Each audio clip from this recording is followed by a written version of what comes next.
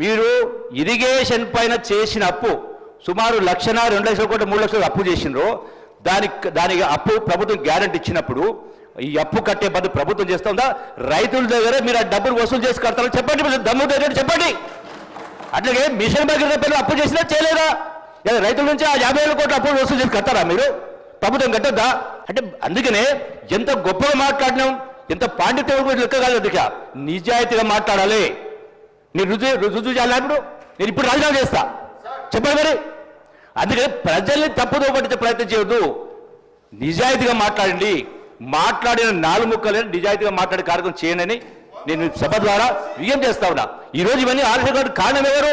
మీరు ఇన్ని లక్షల ఈరోజు నెలకు 6,500 కోట్ల రూపాయలు వడ్డీ అసలు కట్టాల్సి వస్తూ ఉంది.